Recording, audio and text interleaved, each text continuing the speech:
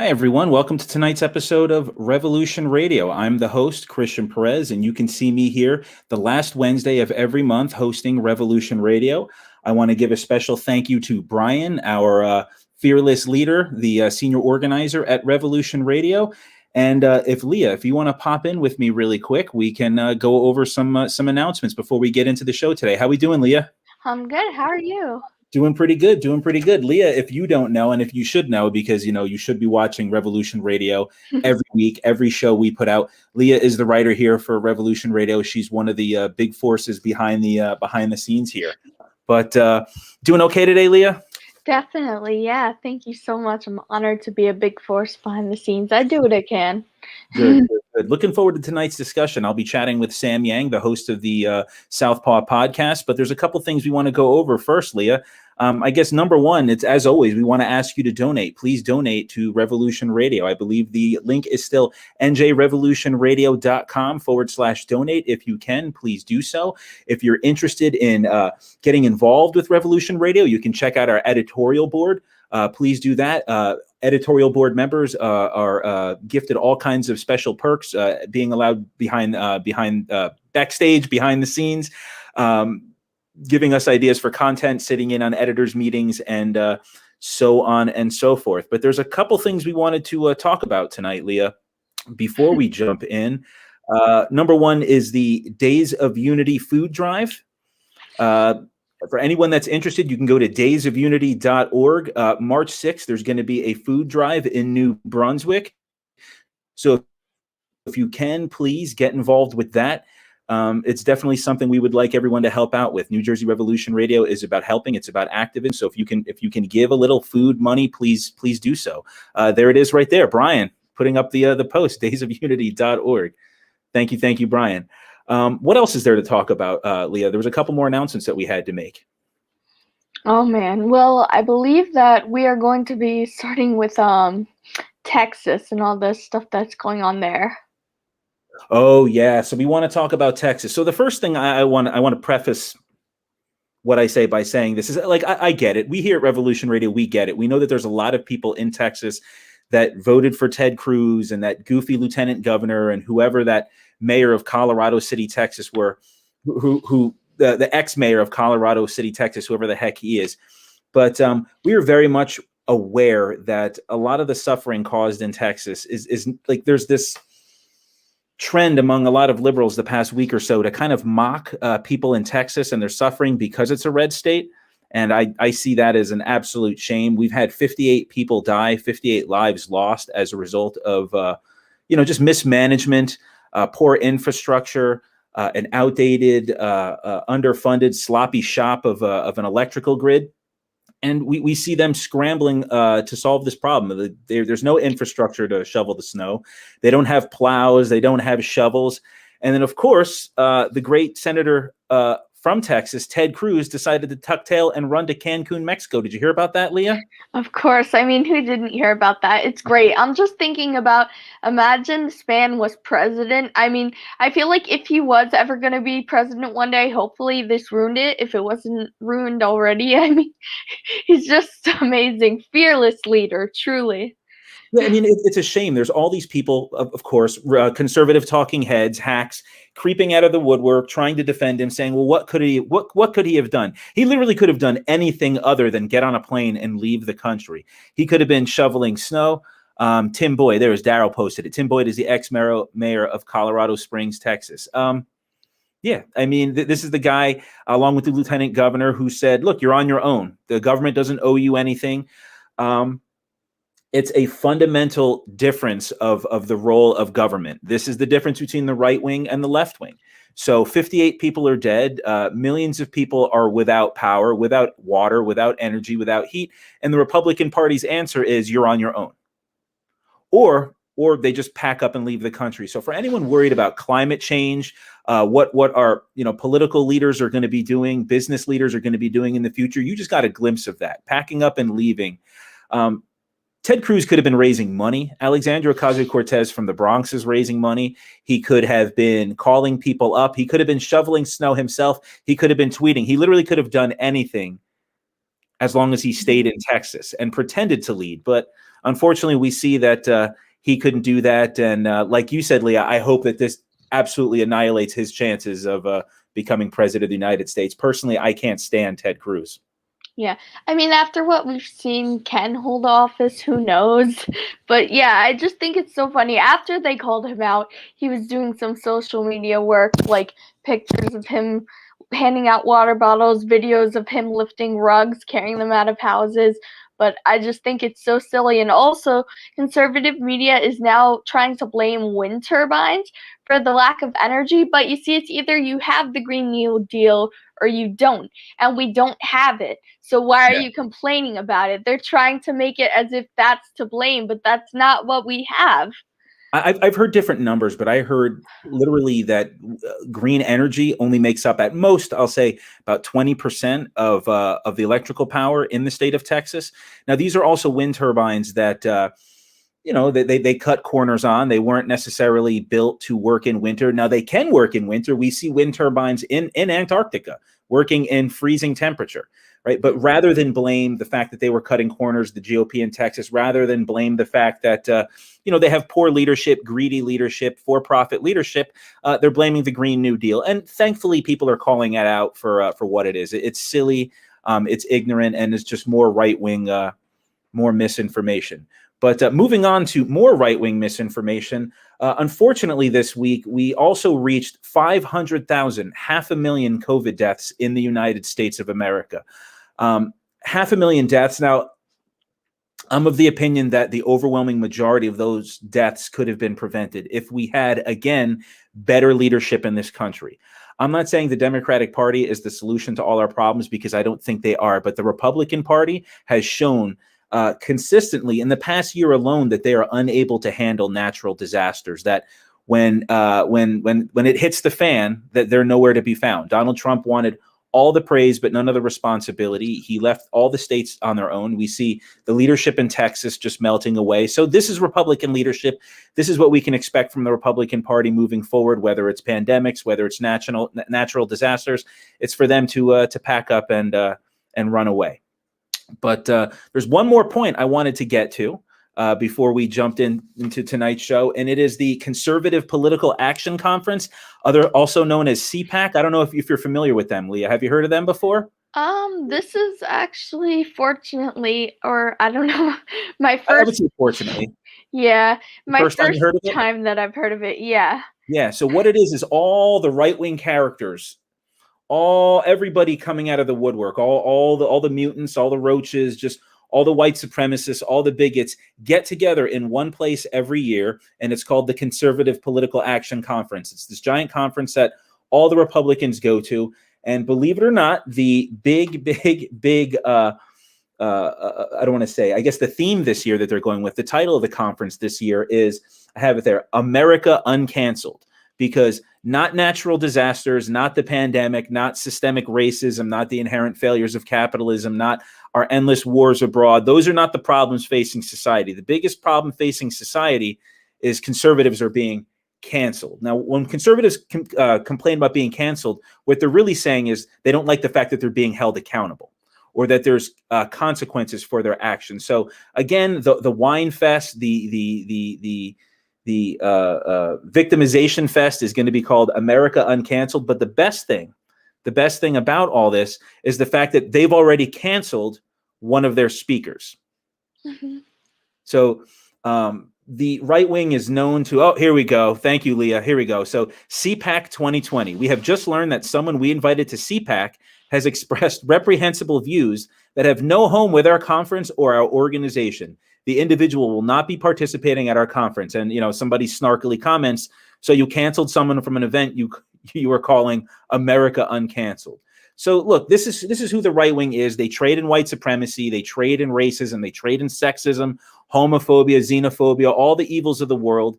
And then obviously this was going to happen. One of these types was going to slip through the cracks. They were going to give them a platform, and one of them was eventually going to cross the line. And they did, right? So there's going to be some doozies at the conference, and now that we see that there's some doozies leading up to the conference. But this is what we have to look forward to in the upcoming year. CPAC, America Uncanceled. They're already canceling people. And of course, this is the right wing. They've made their name from canceling people, whether it's, churches or businesses or politicians. The right's whole shtick in the culture war is trying to cancel people. Nike, remember when they were trying to get people to stop buying Nikes? They're trying to get people, whatever outrage it is this week or next week. They're always trying to get everyone else to cancel. But when it gets turned on them, that's when it's time to freak out. Am I forgetting anything, Leah? Is there anything else that I'm supposed to be mentioning that I haven't yet? No, I believe not. Although before we take Sam on, I would like to there's a couple things that Brian wanted me to mention. Oh, He yes, did yes. he actually did a special report a couple days ago on Revolution Radio, and it was about the Poor People's Army in Philadelphia. There's a situation going on where homes had been reclaimed for people, but now in the middle of the storm, and this horrible winter weather, 30 homes, they are trying to kick people out of the homes, and the Poor People's Army is trying to do something about it. Yeah. It's a great thing that they're doing, so I'm going to put it in the comments, the special report, where you can find out more information. Yeah. And definitely they're looking for some civil disobedience up in here. So this is the United States of America, where we have I looked it up. There's 500, and we'll be generous and say 554,000 homeless people in the United States. 554,000 homeless people in the United States. We also have 17 million vacant homes in the United States. We can house every homeless person in this country and their family. Unfortunately, we don't. We criminalize the homeless, and we don't really understand that the homeless, a lot of them are coming from abused backgrounds, dealing with mental illness, all kinds of horror stories. Most people don't just wake up one day and decide to go live on the streets. There's a story there.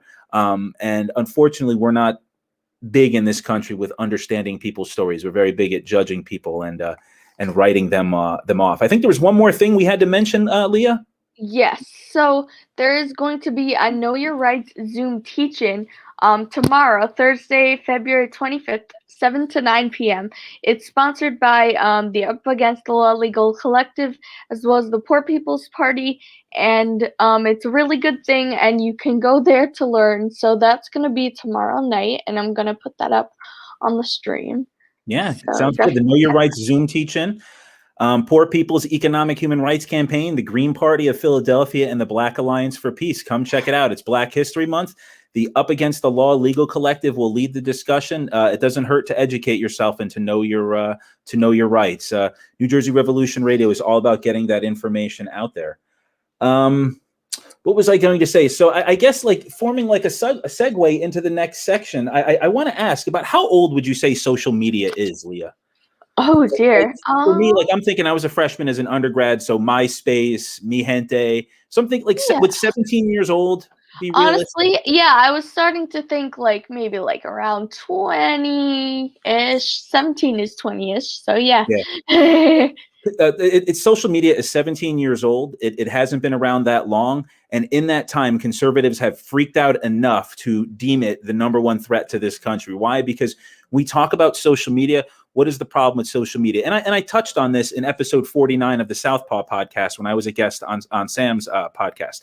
It's this idea that prior to social media, almost every narrative we heard in this country coming through media was controlled by someone else. Corporate elites, usually old men, old white men, old rich white men, and so on and so forth. But with social media, we've allowed ourselves to democratize every conversation. Everyone can comment. Now, there's some good with that, and there's some bad with that. But the backlash on behalf of the right has been, for them, or the way the right has reacted has been for them to freak out and to play the victim. Right? They can no longer make the same racist, bigoted, sexist jokes of the past without being held accountable. Powerful men through the Me Too movement are being held accountable, and with an event like America Uncanceled, that is a challenge to that. That is a challenge to the democratization of the American narrative. Before social media, even going back decades ago, you only got a couple points of view on television. And if you even saw a person of color, it was usually a black man, and that person was expected to speak for everyone. So we're seeing a lot of backlash against social media. We're seeing a lot of, oh, he's saying, how old is LiveJournal? Daryl, I have no idea. 21 actually, so he got you there. It's 21 years old, and 21 years. Okay, so he's way ahead of me. Like, I jumped in Russian-owned MySpace. social media. Yeah. But I guess conservatives whining about being censored, complaining about not being given a platform when they're giving all the platforms in the world. I think that pretty much leads into our guest tonight. So Leah, if you don't mind, could you please let Sam in? So absolutely. I'll see you guys later. Have fun. I just want to get started. Sam Yang is a writer. He is a philosopher. He is a martial artist, and he's the host of the Southpaw podcast. How you doing today, Sam? I'm good. I was trying to text a friend because he's a big fan of Daryl Lamont Jenkins, and I just saw him. Well, tell your friend every Tuesday night we host the Idavox Report. Daryl Lamont Jenkins is the host. Yours truly is, I guess I'm the number 3 guy on the show. I'm the Ed McMahon on the show. I'm either the Ed McMahon or the band leader if it's the talk show. But every Tuesday night, Idavox Report, Daryl Lamont Jenkins. Last night we had a woman by the name of Beth Foster from the Dangerous Ideas Collective, and she talked about being a journalist and an anti-fascist educator. So let your friend know about the podcast. It's a lot of fun. Daryl's a great guy, and he's got a great story. He likes doxing conservatives and white supremacists, so that's right up my alley. There you go. But so we're here tonight to talk about you, Sam. Let's just jump right into it. So you are the host of the Southpaw podcast. It is a left-wing podcast focusing on combat sports, fight breakdown. So, boxing, kickboxing, mixed martial arts, Brazilian jiu-jitsu, professional wrestling. All right. And then, you do fight analyses and breakdowns. Is that fair to say? Yeah, I would say that is a big part of the show. That would be half the show. Yeah. What is the goal of Southpaw? I don't necessarily have any long-term goals because I like to keep those things open-ended. Short-term is just to grow it as much as possible, try to raise as much money as I can for it through listeners and people through social media, so that not only can it be something that can sustain me and help make this like my full-time job basically, but also give me an opportunity to hire other voices and other staff members. So especially like if we're just talking about combat sports, there's a lot of women or trans queer people who've never had a say in combat sports. That's a perspective that you don't hear about. And actually you do hear about it, but it's always in a negative, or that it is this boogeyman. And I wanted to be able to bring on staff members who can also bring that perspective, people of color, but also bring on staff so we could focus also on the political economy, so the more politics side of combat sports, and then also using combat sports as a lens to understand greater political economy. So I use a lot of analogies, instead of like factory analogies, I use combat sports analogies to explain a lot of the heady stuff in political economy. I use a lot of combat sports to explain like Marxist ideas, explaining how there's already these type of dialectical ideas already embedded into how you teach martial arts and so forth. And then half of the podcast is bringing on people like you and other people like that, where we're just discussing whatever. So, it is very much similar to the format of Joe Rogan podcast or Joe Rogan Experience, right? Because he talks about combat sports, he talks about just whatever he finds interesting. And I think that's why people have such a hard time nailing him down and saying he's this or he's that. And but he definitely has a skew. Otherwise, if he didn't, right, and he was, whatever people claim to be, he would seem a lot closer to our podcast or represent a lot of the ideas that our podcast represents, but he never does, right? Yeah. So that means that whatever we represent is never represented on his podcast. So read into that what you will. But as far as format goes, is from my perspective, which is very, very different from his. But it is that idea of bringing on people I find interesting and also talking about stuff I like, which is combat sports.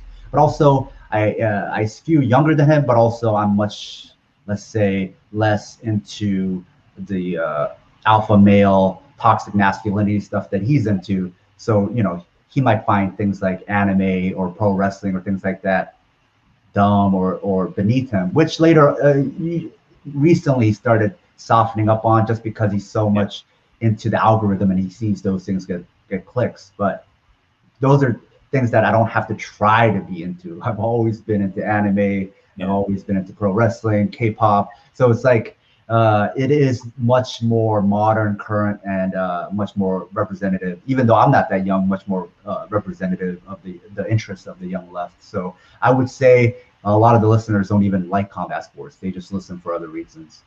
And it's not just podcasts. There's also all the social media. So some people don't even listen to the podcast. Some people just follow me on Twitter or just follow me on social media as well. They do a lot of posting on the Southpaw message board on Facebook. People love that. That's its own community. So speaking of community, I wanted to ask you: was there a community that already existed that you wanted to cater to, or is this a community that, in many ways, you feel that you helped build? So it's kind of something that came into being, right? It's something that I didn't know existed. So when me and my co-host Paul came up with this idea, it was kind of like a lark, right? We were just so unhappy with Joe Rogan podcast, but at the same time, he had a monopoly where if you wanted somebody to talk about combat sports for an extended period of time or bring on certain people to talk about it, people from combat sports, he was the only person. And so he brings you in for that, and then you end up staying for like all the wrong reasons, right? All of his other guests. So when he says he's not a pipeline, is having even replicated his model, I realize it is a pipeline, because a lot of people who are apolitical or even might be centrist or even a little center right have somehow stumbled upon our podcast, listened, so they came for the MMA and ended up staying for the politics, and then they ended up getting converted over to left-wing politics. So seeing that that's how it works for me, it's bi-directional. It also works for him the other way as well. So in talking about all of this, I guess like unconsciously it's been weighing on me. And then one day I just snapped and was like, let's do something. Let's create something. And I didn't want to do this alone. So I talked to Paul and then my co-host, and then we started it that day. And it was kind of a joke, but kind of also felt real that it might be just catering to 5 people. So even like in our first few episodes, we joked about the mighty 5, but we were going to have a monopoly on all 5. And it was like that. It was like 5 people for a while. So at the beginning, we didn't think, because we already understood that martial arts, combat sports was so right wing. And the reason why is because of masculinity. Yeah.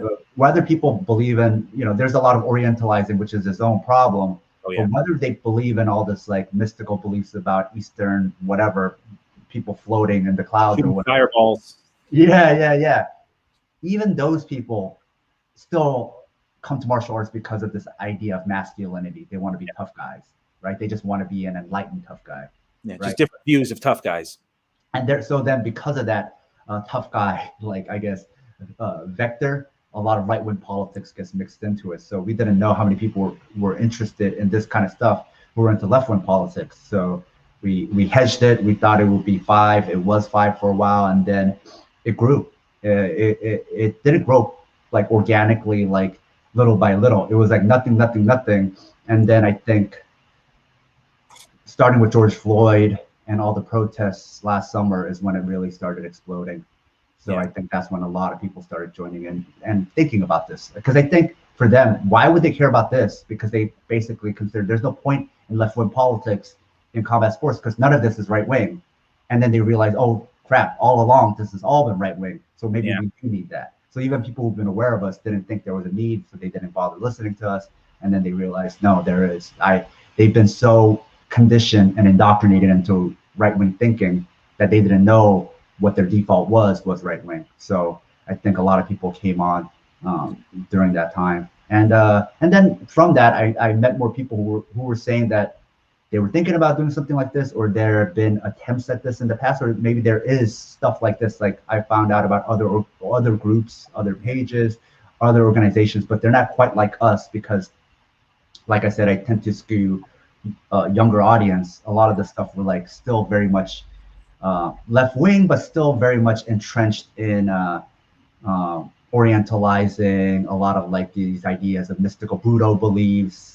Or they were just like all older people who were still they weren't modernized martial arts. So it was like kind of, there's nothing wrong with karate or whatnot, but they were also traditionalists, which to me then also doesn't seem very left wing to be so traditional, right? It was one problem kind of overtook another, right? It went from like this almost like worshiping of Mr. Miyagi's and Eastern Woo, and it's like they threw that out the door, but now it's like just a bunch of macho alpha males.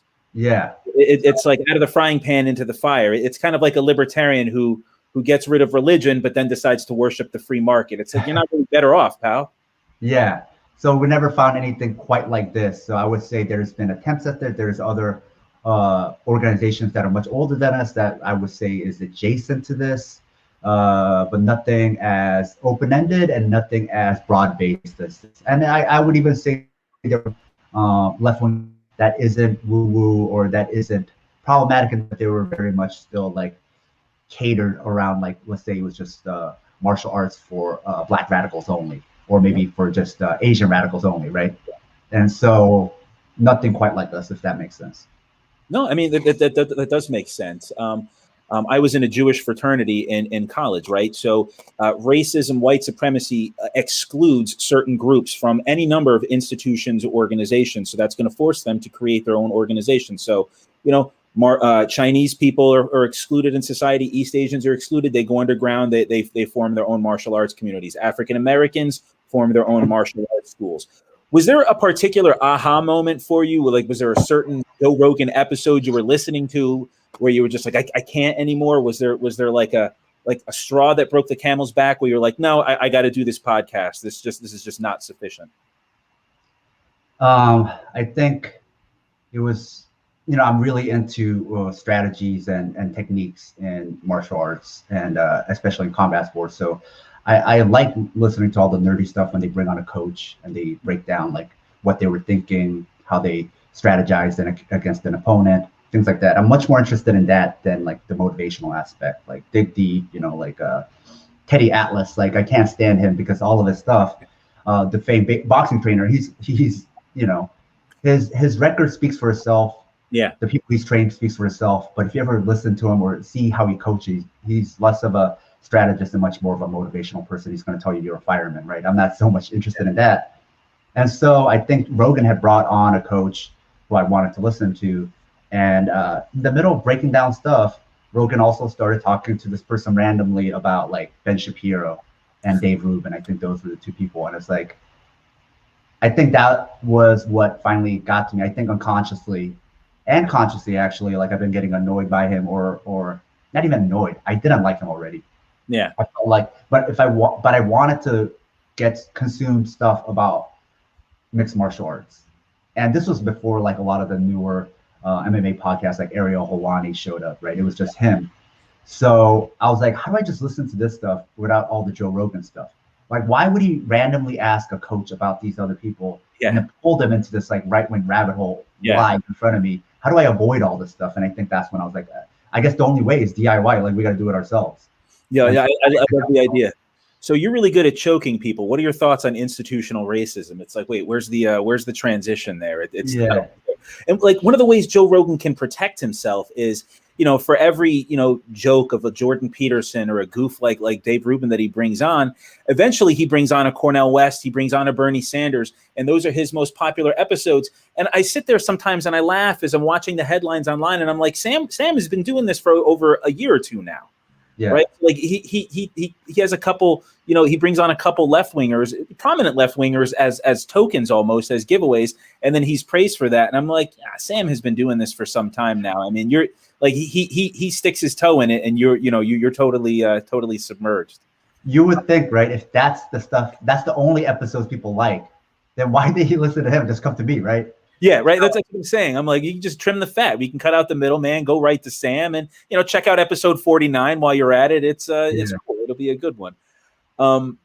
So next thing I wanted to ask you was, what about like Jim's feedback? What has feedback been like with regards to Southpaw? I know a number of left-wing gyms exist in the country. Have they reached out to you? Have they come looking for you? And by the way, anybody, that's the link there, episode 49. That was the episode I was on the Southpaw podcast. Check it out. A lot of the stuff we talked about, it is a timeless episode. I believe you used the phrase earlier, Sam. Anything related, this is the year of QAnon. the January 6th riot rally, white supremacist rally, what you want to call that.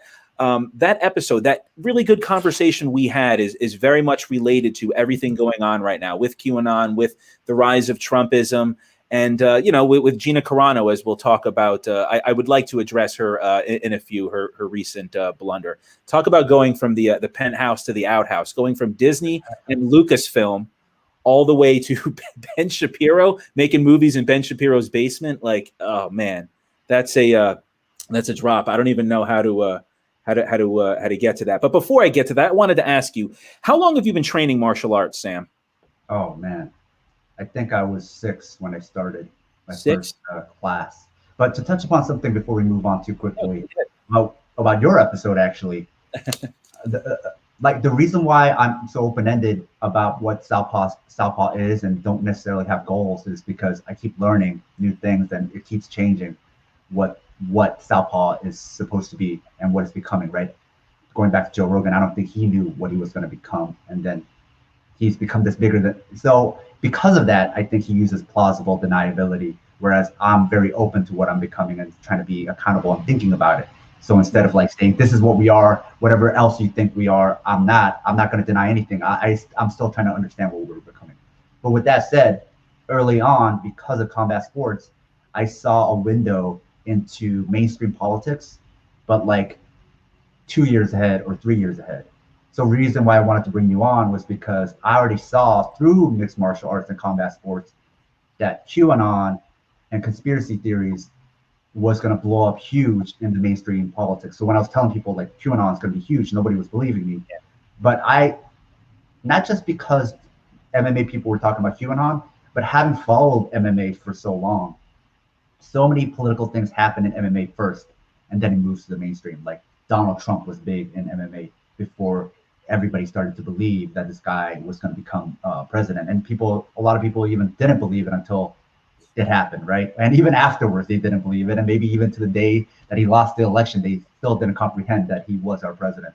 So in doing this, in following martial arts, I saw martial arts also and combat sports as kind of a canary in the mine, that it gave us a window, because it is such an extreme version of American society. Because even though mixed martial arts is international, so much of it is also very American. It's American, like libertarian, I do what I want, don't tell me what the rules are, limited rules, like I can take care of myself because I'm a tough guy. That type of stuff. So many MMA fighters also have that. What is that thing? The don't tread on me flag in their gyms, right? That's very common. So it gave me insight into where I thought mainstream politics was headed. So that's why I wanted to have you on, and that's what I'm continuously learning about from combat sports is whatever fledgling thing that is nascent or emergent. I see it in MMA and combat sports, and then I see it in the rest of the world soon after. And usually it's nothing good. It's never like some good left-wing thing or progressive thing or social justice oriented thing that comes from combat sports that starts to spread. So why is that? Why do you think the right wing, well, let me just say this. Why do you think martial arts culture, mixed martial arts, jiu-jitsu culture in particular, is so susceptible to the right wing, to these ideas, to the conspiratorial thinking? Can you speak to that? I mean, you said that like you can see it coming. It's the canary in the coal mine. Why is that?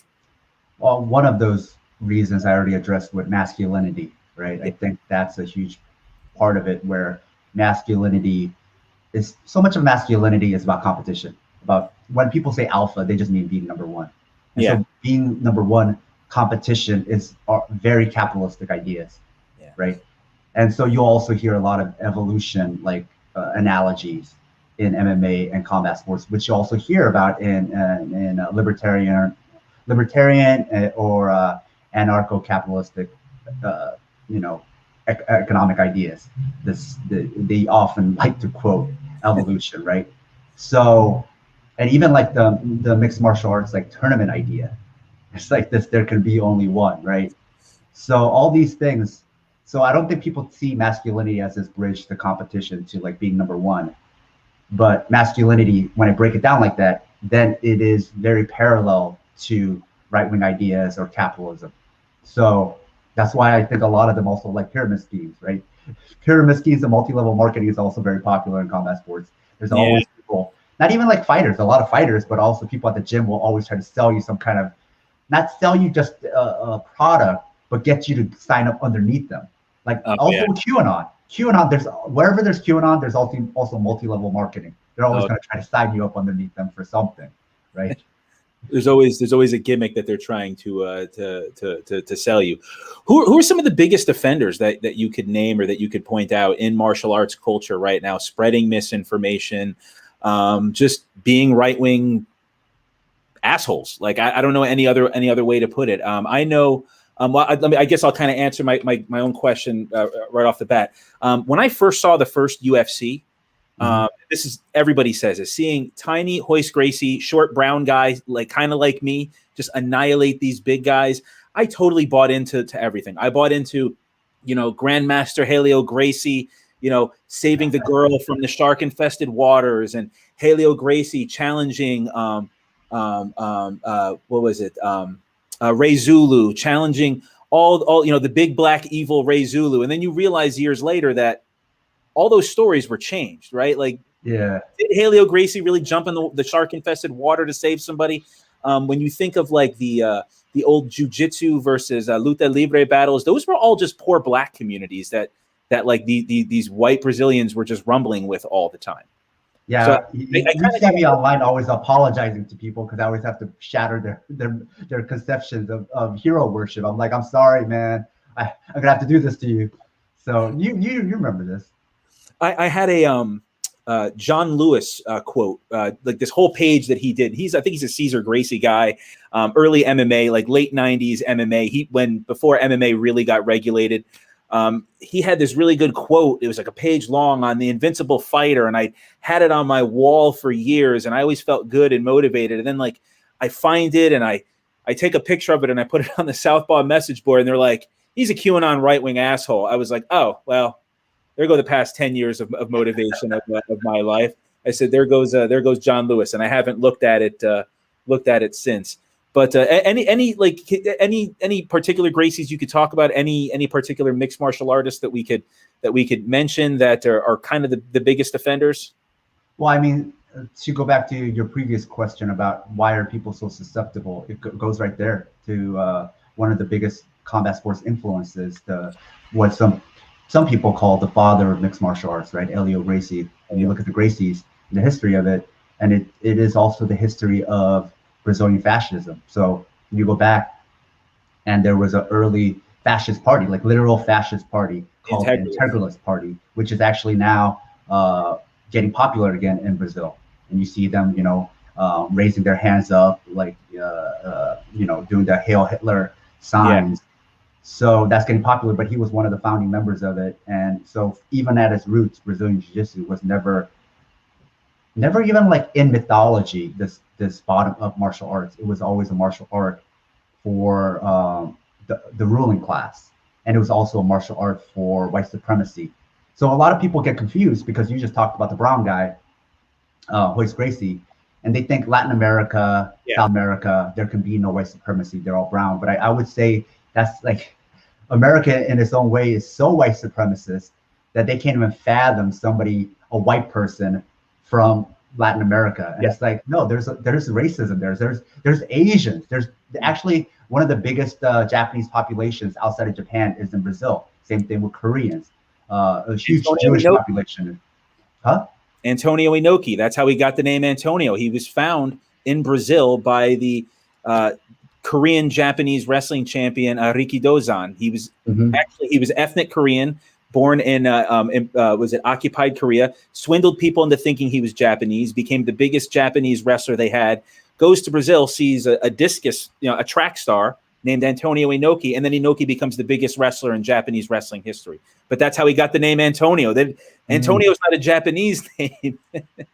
Yeah, no wonder Inoki has so many relatives in Brazil. Then that explains that. Like, I believe even like Lyoto Machida might be like distant related to him or something. So there's a lot of those kind of things. So yeah, there's all types of, I would say Brazil is actually even more diverse than America as far as different ethnic backgrounds, which is also why it is so racist. People think diversity automatically equals like, I don't know what people think. It's some utopian idea. Yeah, there will be no racism, but it's often the opposite. The more diversity there is, the more it's not like all the groups hating on each other. The dominant group, the dominant powerful group, which is the white people, like start hating on all the other people, and that's typically what happens. So the Gracies then are actually settlers from Scotland, and actually it kind of parallels with the foundation of the Ku Klux Klan, which were founded by Scottish settlers that came to the U.S. So it's a similar kind of story. So they were ethnic, pure Scots people coming to Brazil. They started this martial art, joined the fascist party. There's even like a whole movement all throughout, not only Brazil, but the rest of Latin America. I think it's called Blackamiento, where it's like about trying to do racial whitening. Okay, yeah. So there's a lot of literature written about that. And so it's like all of those timelines coalesce around that time, right? And so you think about Brazilian Jiu-Jitsu then, and it's like, why are they working with cops? Why do they cater so much to cops? And it's like, it's always been a cop art. So even back to the integralists who were in charge, they were always training cops to always brutalize people of color, Black and Indigenous in particular, right? So that's been the origin. So I think the Gracies have had a very strong influence in modern martial arts as far as making it even more right-wing than it is. And that is also why people are so susceptible, because a lot of people lately in the last several decades got into martial arts through Brazilian Jiu-Jitsu. So you talked about some of the most powerful people, Gracies. How are people so drawn into right-wing politics? Because their first martial art now, right? Like probably when you and I were growing up, the first martial art might have been Taekwondo, maybe, or maybe karate, those two. And before us was probably judo and kung fu, right? Depends on when. And then if you're a kid of the 90s, it started becoming Brazilian Jiu-Jitsu. Oh yeah, definitely. So I think Brazilian Jiu-Jitsu became a pipeline for that. I mean, when you look at some of the names, there was I think it was I got it here. I think it was Bloody Elbow was the website. I just want to throw out some of these names. So obviously the Gracies, Renzo Gracie, big time. I saw a documentary on Renzo. I loved Renzo. The guy was all smiles, incredibly charismatic. And then you see him on social media, and he just says like just really just nasty things to people. He just, like I saw him one time go off on a guy making fun of a guy's girlfriend. I was like, what are you doing? Like you're like a millionaire. You're known all over the world, and you're petty on Twitter. But there's the Gracies, and I swear I used to worship like Hickson Gracie and Hoist Gracie and Grandmaster Haleo. I used to think that these people were wizards, and then you realize who they are. But Jorge Masvidal, whose father is Cuban, who's a Cuban refugee, that's to be understood. Tito Ortiz is on the city council. I think it's in Huntington Beach, and he has continuously put his foot in his mouth. They're already trying to pull him off the city council. Rich Franklin, that broke my heart. I liked Rich Franklin. Ronda Rousey, Uriah Faber, Israel Adesanya, and then Pat Miletich, who was at the January 6th protest. They got him, I think, on social media, on film, just at the protest, acting like a total clown. And it's heartbreaking because martial arts, for me, I was the Karate Kid generation. You're taught that it's supposed to make you pure and righteous, and it doesn't. Right? Yeah. These people, they have these alpha male, macho, toxic personalities, and it's like on steroids in these communities, and it's a total shame. But I wouldn't necessarily put Israel Adesanya on the same list as them. I think he definitely has like edgy or cringy statements, and he had some antics in the cage that were definitely like not correct, right? But I guess it's I don't think he's the other people conspiratorial. Yeah, and I haven't heard him say anything about Q. I guess the other people you named are so far like not only right wing, but also so far out there in their beliefs about the world, right? As far as like lizard people and like the intergalactic pedophile rings. I don't want to necessarily associate like his like more bread and butter like cringe from time to time at the magnitude of that. And I think people have to understand the Overton window in MMA and combat sports is so swung so far to the right that like you have to put some like we have to create some kind of spectrum here because I mean, if they're trying to be nice, they're going to be cringy. And I remember there was a really good interview you just gave on Current Affairs, and it was cracking up. I'm paraphrasing you. I forgot the direct quote, but you said you wanted to create a cringe-free podcast. Yeah, that kind of cracked me up because I'm just like, you listen to like literally Joe Rogan having a conversation with anybody, and it's total just like a cringe fest. Like looking at someone like Dave Rubin or Jordan Peterson, who aren't even like anywhere near as intelligent as they think they are or as their fans think they are, and to just sit there and listen to them talk, it's heartbreaking. It's cringy. Like I don't know any other way to put it. But you know, one of the good things about Southpaw is it has smashed these idols for me, right? I want a view of the reality. I want a view of truth. I don't want to believe things that aren't true. But martial arts culture tends to, I don't know, it tends to be cultish, right? And I think there's a lot of talk about that. There's a really cool episode of the Penn and Teller show, Bullshit. And I'm not a big fan of them, but that was a good show. And they did it on martial arts. And they talk about how a lot of these martial arts, you know, coaches, senseis, gurus, whatever you want to call them, they end up exploiting a lot of their students, free labor, getting them to clean, getting them to teach classes. And it can be very, very exploitative.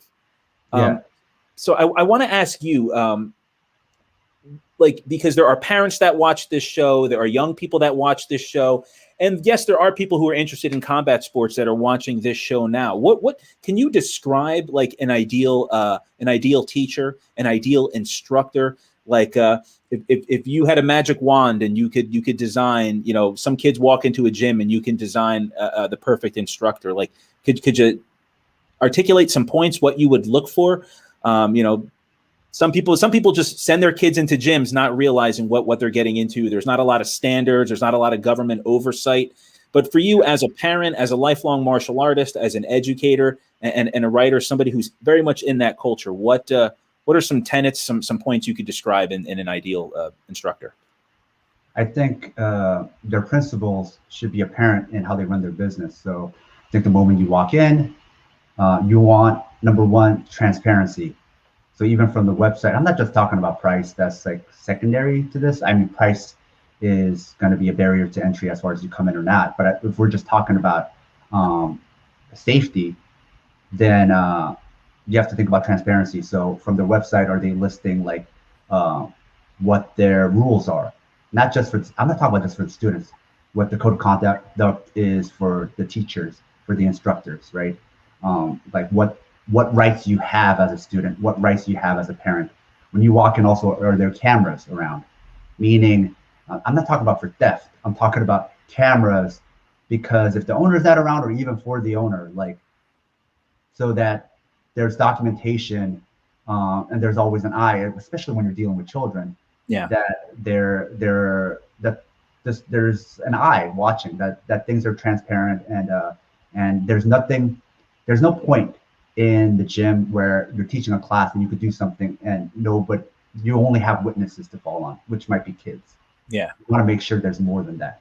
So you want to make sure that there's some code of conduct rules, not just typical like for the kids, but also like what is acceptable and unacceptable behavior from the instructors. So then if they cross that line, you have that ability to be like, hey, this is one of your rules. These are one of your standards that you said you would never break.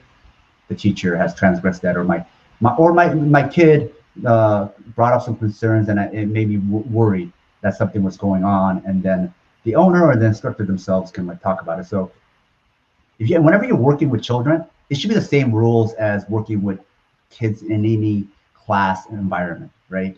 And I think people treat martial arts differently from the expectations you have from school teachers teaching children. And it's like, no, the expectations should be the same. They might not teach you about history or math, but as far as appropriate behavior, the expectations should be the same. I think people often like turn that off because they want the martial arts instructor to be a disciplinarian to their kids. And it's like, no, that's your job, right? They're there to teach martial arts. So that's the other thing. What are they there to do? Are they there to just teach martial arts, or are they trying to indoctrinate them into something, right? And then you also want to make sure that they think about consent, and they think about like individual people's rights. So it's like what they're there to teach you martial arts, but they don't have ownership over you. So that's another thing to expect. Is like they have to always ask for permission and consent. They can't just grab you and like, I don't know, fling you across the wall. There should always be like asking for permission, which actually happens in a lot of martial arts. Can I use you for a demonstration? Tap if you feel this. You know, do you want to spar? There's always this question and ask. So that's something that you should also see, and also respect of your individual comfort, right? There should be no like duress. Whenever you see duress, whenever you see this kind of social pressure to do things you don't want to do, that's when like cultishness starts. So I would also say, you know, look for all those things when you go there, and also check their social media, because people, even no matter how hard people try to like curate their social media to like hide some of their worst beliefs, because they know some of their ideas won't be popular with everybody, because social media just allows you to say whatever, they might let some stuff slip out. And so especially I think during last year during the BLM protests, a lot of people show their ass, like telling you that they were racist, like they told you what they thought about BLM, right? They couldn't help themselves. You know, a lot of people broke their own rules about not being political on post and just showed you their right-wing politics. And it's not even right-wing politics, it's racist politics, right? So I mean, I guess racist politics is right-wing, but some people still have this outdated idea that these politics have nothing to do with morals. And it's like, I can't go into the past. I have no idea what it was like for how people use those terms back in the day. But today, if you approach Donald Trump, I would be hard pressed to believe you don't have any racist beliefs. And even if you're a person of color, then you might have some internalized racist beliefs. Oh yeah, definitely. So yeah, I would check their social media as well. Okay. So for those that don't know, Southpaw has some really cool swag that you can get. For those that don't know, I'm wearing the really cool Southpaw T-shirt here. But one of the Southpaw shirts you sell says "No gurus, no masters." Mm-hmm. Why is that? Why is that? I mean, you just went over like what I should look for in an instructor, the problems. Why is it Southpaw likes to support the idea of no gurus, no masters? Again, if you can expand upon the whole, cultish trend in martial arts. Yeah, that slogan was actually created by not even me. It was one of the members. I don't want to say her name, but just in case she wants to stay anonymous. But yeah, it was somebody in the group came up with that idea because there was so much cultishness, but not only cultishness, but she trains Muay Thai, and we focused so much on Brazilian Jiu-Jitsu, but it was during a time there was so much awareness about sexual assault happening in Muay Thai gyms in the Northeast. So that's another type of cult worship where it doesn't have to be conspiratorial. It could be cult worship where you groom students and then you abuse them, right? So she came up with this idea of like, I wish I could just find a gym where there was no gurus, no masters, right? And I was like, yeah, that's perfect. That is like the way I think about teaching pedagogy. And so some people might like push back and say, well, doesn't guru just mean teacher? And it's like, well, master itself, right, is an English translation for another language's word for teacher as well. And I would say even the word teacher, when I call you teacher, because you taught me, I don't know, actually in every sense, right? If you taught me how to ride a bike, right, then I don't elevate you. Yeah. I would just say, Christian taught me how to ride a bike. Yeah. And that's it. I talk about what you did. But when I give you a role, when I say Christian is my teacher, Christian taught me how to ride a bike, he's my bicycle teacher. Yeah. Even outside of the dojo, once I give you that honorific, once I make you that role of my teacher, right? So then now there's this hierarchical thing. Yeah. Then there's a problem. So guru, in other languages, I think Sanskrit-based languages means teacher, but I'm saying especially in a martial arts setting, when you give somebody that status of teacher, you already make things. you can make it agnostic and just say it's the person who teaches, but it's going to be so much more than that, right? Yeah. Yeah. So I think a lot about the works of this actually Brazilian educational theorist named Paulo Freire, and he talks about how pedagogy itself. There you go. There you go, my man. So he talks about how pedagogy itself can be oppressive. And it's an idea, I guess a lot of people haven't thought about. And I've been talking about how a lot of martial arts pedagogy itself is very oppressive, and how a lot of them are trying to like recreate a past that didn't exist. They're trying to like name everything under like this Japanese imperialist pedagogy that didn't exist in Brazilian Jiu-Jitsu. And why? Because they're trying to create this like oppressive pedagogy, right? So for all those reasons, then this idea of teacher, guru, master, they're all synonymous within martial arts. Yeah. Even if, and so it's like, I tend to use the term trainer because it seems like the least loaded. Some people like to use coach, but yeah, once you start getting to teacher, master, sensei, any of those things, professor, guru, it becomes so much more than that. And so it then is asking too much of the student to think of me in that way without giving me that much mental space in your mind. It's like, dude, if you don't want them to hold you in such reverence, then don't have them call you that. Yeah, there was this meme you posted, and it was I'm forgetting it now, and it was I forget it. I'm losing it now, but I had forgotten it. But there's one more thing I wanted to touch on before we go to plugs and we wrap it up is Gina Carano. What the heck happened with her, Sam? She was making that Star Wars money, right? Mm-hmm. She was making that Lucasfilm money, and now she's going to be making movies in Ben Shapiro's basement. So for those of us that don't know, 10 years ago, if Gina Carano would have beaten a woman named Chris Cyborg, we would have had Ronda Rousey 10 years early. But she did. She went into movies, made these big movies, Deadpool, right? Biggest movie in the country, Mandalorian, biggest TV show in the country. And after getting several warnings from the other A-listers on the show, she basically puts out a tweet comparing modern conservatives and the treatment of conservatives to Jewish people or Jewish victims of the Holocaust leading up to the final solution. And she lost her job as a result of it. So, I mean, and you want to add your 2 cents to that? Just like the canary in the mine, right? I've been talking, even in the group, we've been talking about her for like a year before that even happened, right? So people will say that's a mistake. It can't be a mistake if she's been doing that for a year. It's not isolated. Yeah, there's a pattern. Yeah. So it's more surprising that it took Disney. Actually, I did hear from people who work there that they had been aware of this for a long time, but typical capitalist approach is like she was part of a popular franchise bringing in this money, so they wanted to ignore it as much as possible. But the thing is, the pressure to fire her was so much bigger, I would even say last year. Yeah. This recent thing happened so quickly, there wasn't even a fervor for her to be fired. It was more like after the fact, everybody celebrated it. It just happened. But that was more of like, it didn't even get widespread yet. Her bosses saw it. They didn't even need to figure out what do people think about it. They're like, that's it, you're out. So she just pissed off her bosses, and unfortunately it took them too long. But it had nothing to do with societal pressure. At that point, it was just like, nah, this is too much. All that Star Wars money down the drain. Now, I'm a teacher, right? I talked about this with my teacher. I believe in second chances. All she had to do was educate herself. She had all the resources to educate herself, come out and say, I'm sorry. Instead, she doubled down.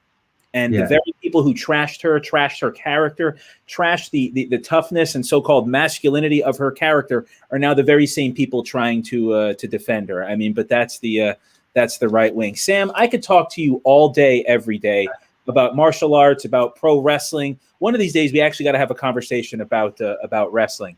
But I do have to let you go shortly. Is there anything you want to plug? We posted down below, Southpaw. Pod.com. If you can, please check out episode 49. Check out the newest episodes. What can you tell us, Sam? Yeah, if you like this interview, I also did an interview on current affairs that you could check out. But usually it's the other way. I'm the host and I'm interviewing other people. So check out the podcast. You can find it wherever podcasts are wherever you listen to podcasts, Southpaw, and then go to southpawpod.com. And if you want to support us, all the ways to support us are there, as far as following us, subscribing, but most importantly, donations, contributions, financial support, material support. You could do one-time donations on there. You could do recurring donations. All of that helps to not only support me, but support this cause, and also then to help pay to increase the staff. All right. Thank you very much, Sam. For those of us watching the show, you want to check out Southpaw, check it out. Check out the episode I was on. You want to look up Brazilian integralism. We got all the links there. Days of Unity, donating to Revolution Radio, please do so. For Sam, for Leah, for Brian, for everybody. I am Christian. Thank you very much. Please donate to Revolution Radio. Sam, if you don't mind hanging out for a minute, I'll chat with you right after we log off. Sure. Folks, thanks a lot. Thank you, Sam. Have a good night. Bye.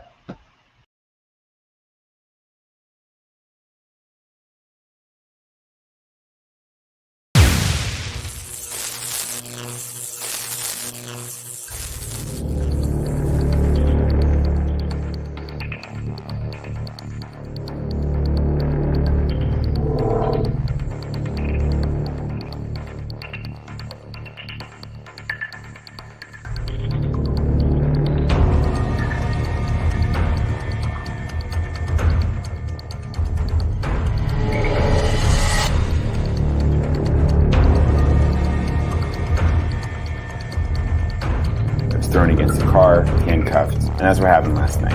The police kicked in the door, shot him twice in the chest, and he died.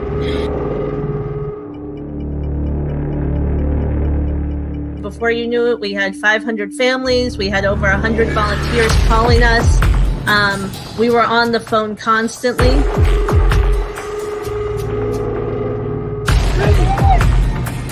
I can't get it, and I got one police department telling me they don't know who's in charge. I got another police department here. Everybody's got a gun, and nobody knows who's in charge. Did anybody figure out who's in charge yet? Is there anybody in charge here? Any police officer in charge? Are you in charge? I can't find anybody in charge. That's the problem.